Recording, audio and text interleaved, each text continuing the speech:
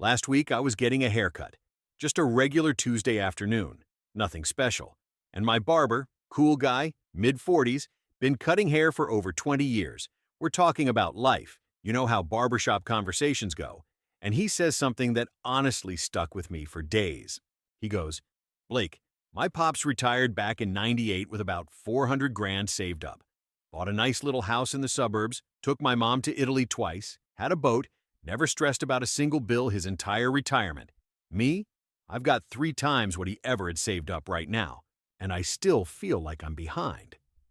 I didn't say anything for a second. I just sat there looking at myself in the mirror. Because here's the thing, he's not wrong. And if you clicked on this video, I'm guessing you feel something similar.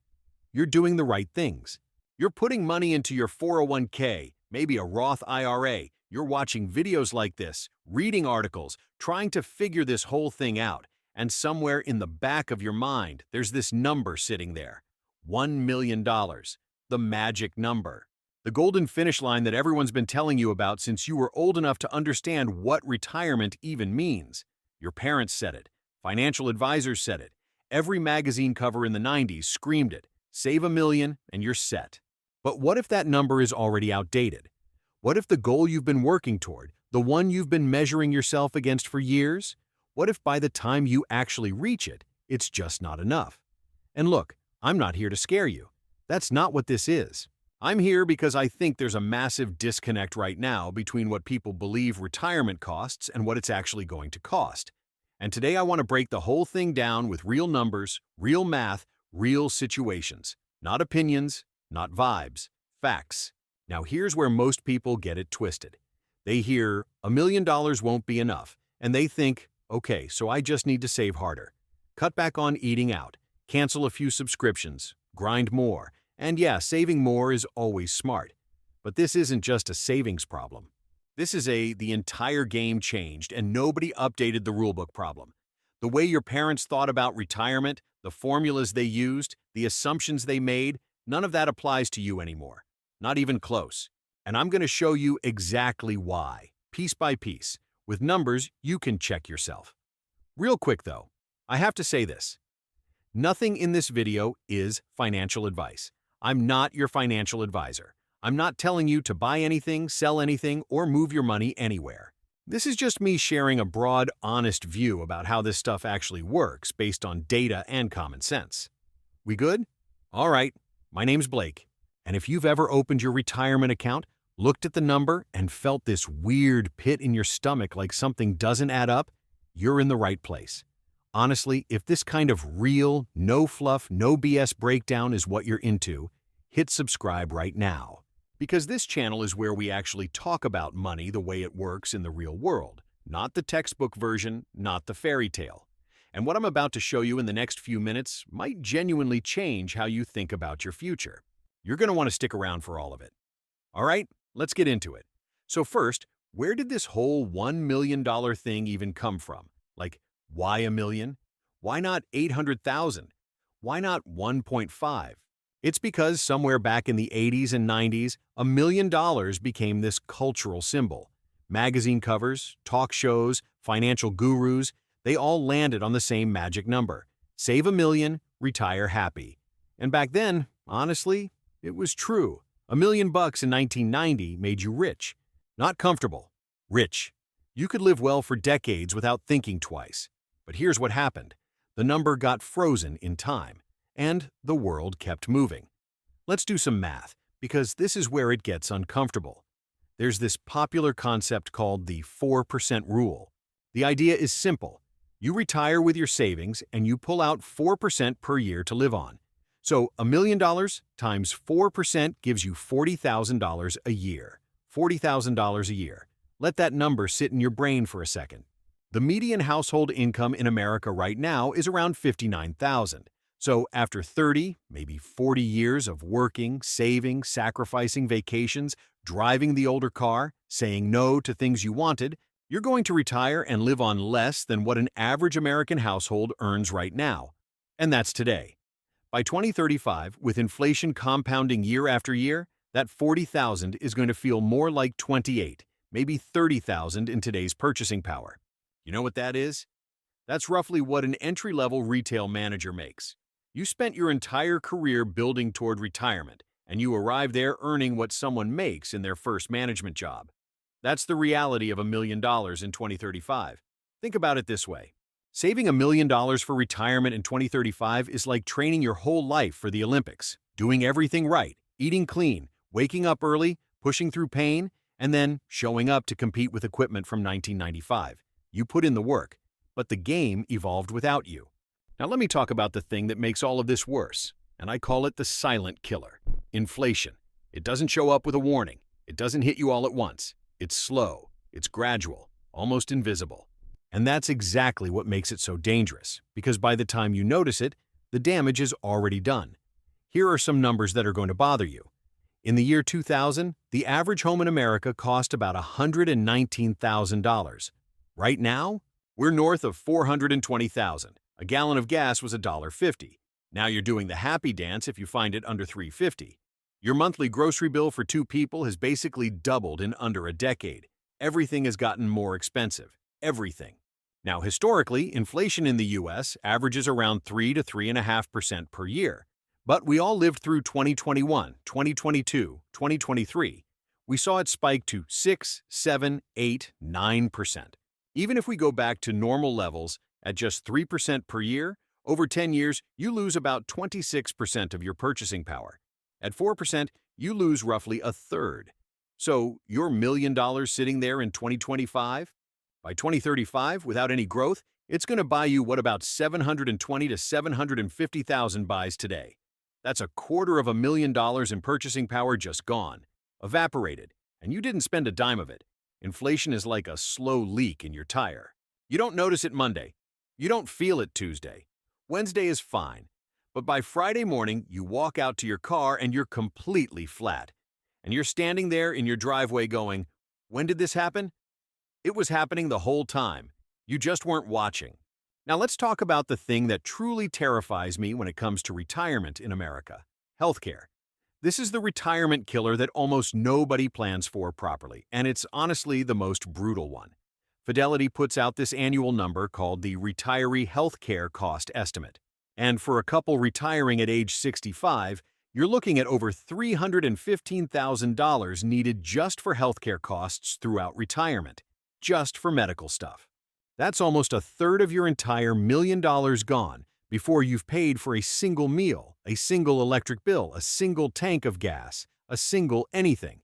And people think, "Oh, I'll have Medicare, I'm covered." No. Medicare doesn't cover dental, barely covers vision, doesn't cover hearing aids and long-term care. Forget about it. You know what a nursing home costs in this country? $95,000 to $110,000 per year. Let me say that again. Per year. One serious health event, a stroke, a bad fall, early onset Alzheimer's, and you can burn through $300,000 to $500,000 in just a few years. I knew a guy, friend of my dad's, retired at 63 with about $900,000 saved. Felt great about it. 3 years in, his wife got diagnosed with something serious. 18 months of treatment, home care, specialists, medications. By the time things stabilized, over half their savings were gone. He went back to work at 67, not because he wanted to, because he had to. That's the reality nobody puts in the retirement brochure. And here's the gut punch. Healthcare costs have historically risen at 5 to 7% per year. That's faster than regular inflation. So, every number I just told you, by 2035, it's going to be worse. Healthcare and retirement isn't a line item in your budget. It's a second mortgage that never gets paid off. Then there's the longevity thing, which sounds like great news, right? People are living longer. Medicine is improving. We're healthier. Amazing. Except, here's the twist nobody talks about. Nobody adjusted the financial plan for it. If you retire at 65 and live to 90, and that's becoming way more common, that's 25 years of retirement.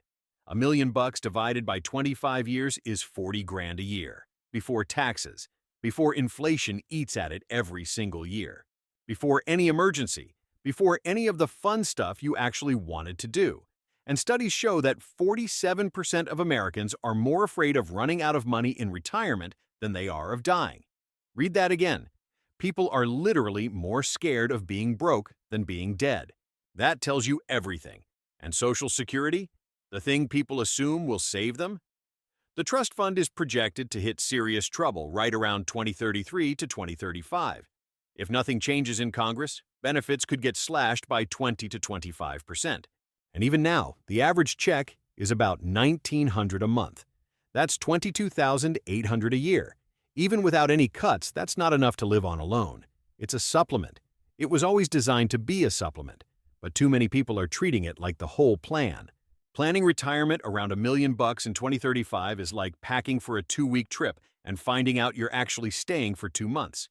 You're going to run out of everything, clean clothes and cash, way before it's over. And we're still not done. Because there are costs that people just completely forget to account for. Taxes. This one gets me every time. You look at your 401k balance, see $1 million, and you think you have $1 million. You don't. That money has never been taxed. When you start pulling it out, Uncle Sam is waiting right there. Depending on your state and your tax bracket, that million is really 700, maybe 750 in your pocket. Housing. Even if your house is fully paid off, and that's a big if for a lot of people, you're still paying property taxes, homeowner's insurance, maintenance, a new roof, a busted AC unit, a plumbing issue. In most areas, you're looking at $10,000 to $20,000 a year just to keep the place running. And then there's the part everyone ignores until they're living it. You don't just want to survive retirement.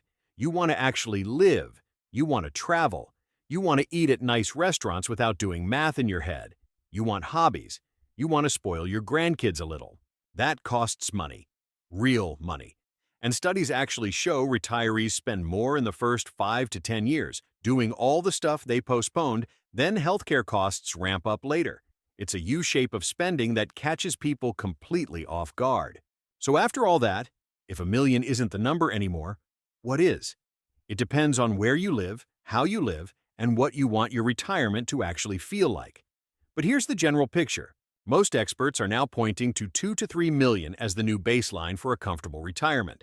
In a major city like New York, San Francisco, Boston, LA, you might need 4 to 5. In lower-cost areas, the Midwest, parts of the South, maybe 1.5 to 2 million can work, but you gotta be tight with your plan. A better framework than the old save $1 million is the 25 times rule. Take what you want to spend annually in retirement, multiply it by 25. Want $80,000 a year? You need $2 million. Want $100,000? $2.5 million. And remember, adjust those numbers for future inflation, not today's prices. And honestly, the biggest thing? Don't put everything in one basket. Your 401k alone probably isn't going to cut it.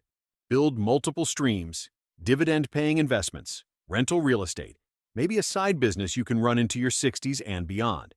Think of Social Security as the cherry on top, not the sundae. Sit down and do a gap analysis on yourself. Where are you right now?